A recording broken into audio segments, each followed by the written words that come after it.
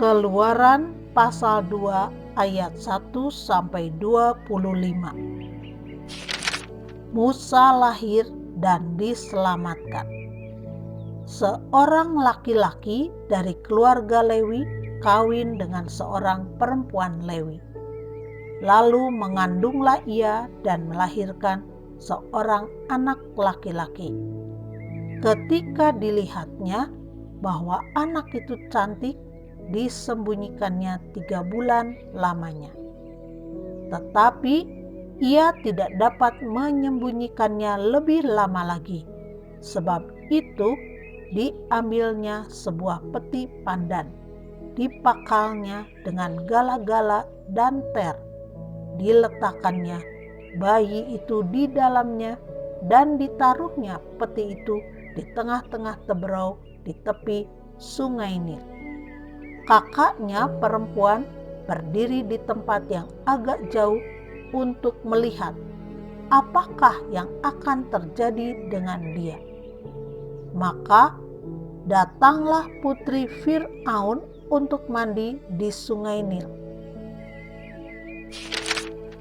Sedang dayang-dayangnya berjalan-jalan di tepi sungai Nil.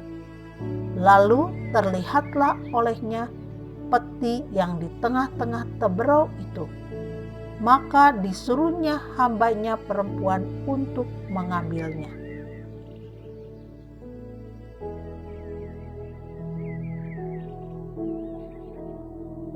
Ketika dibukanya, dilihatnya bayi itu, dan tampaklah anak itu menangis, sehingga belas kasihanlah ia kepadanya dan berkata, "Tentulah ini bayi orang Ibrani."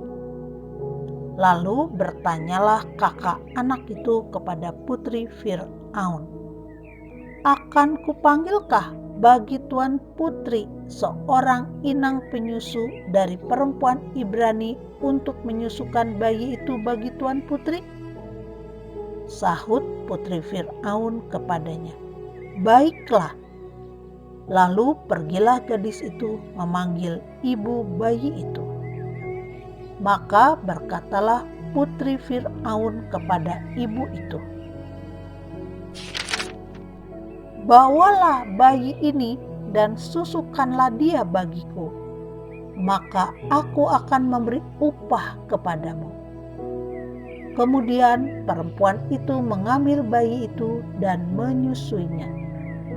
Ketika anak itu telah besar, dibawanyalah kepada putri Fir'aun, yang mengangkatnya menjadi anaknya dan menamainya Musa, sebab katanya, "Karena aku telah menariknya dari air." Musa membela bangsanya, ia lari ke tanah Midian. Pada waktu itu, ketika Musa telah dewasa, ia keluar mendapatkan saudara-saudaranya untuk melihat kerja paksa mereka. Lalu dilihatnyalah seorang Mesir memukul seorang Ibrani, seorang dari saudara-saudaranya itu. Ia menoleh ke sana sini, dan ketika dilihatnya tidak ada orang, dibunuhnya orang Mesir itu dan disembunyikannya mayatnya dalam pasir. Ketika keesokan harinya ia keluar lagi, didapatinya 2 orang Ibrani tengah berkelahi. Ia bertanya kepada yang bersalah itu, "Mengapa engkau pukul temanmu?" Tetapi jawabnya, "Siapakah yang mengangkat engkau menjadi pemimpin dan hakim atas kami? Apakah engkau bermaksud membunuh aku, sama seperti engkau telah membunuh orang Mesir itu?" Musa menjadi takut, sebab pikirnya, tentulah perkara itu telah ketahuan. Ketika Fir'aun mendengar tentang perkara itu, dicarinya ikhtiar untuk membunuh Musa. Tetapi Musa melarikan diri dari hadapan Fir'aun dan tiba di tanah Midian. Lalu ia duduk-duduk di tepi sebuah sumur. Adapun imam di Midian itu mempunyai 7 anak perempuan. Mereka datang menimba air dan mengisi palungan-palungan untuk memberi minum kambing domba ayahnya. Maka datanglah gembala-gembala yang mengusir mereka. Lalu Musa bangkit menolong mereka dan memberi minum kambing domba mereka. Ketika mereka sampai kepada Reuel, ayah mereka, berkatalah ia, "Mengapa selekas itu kamu pulang hari ini?"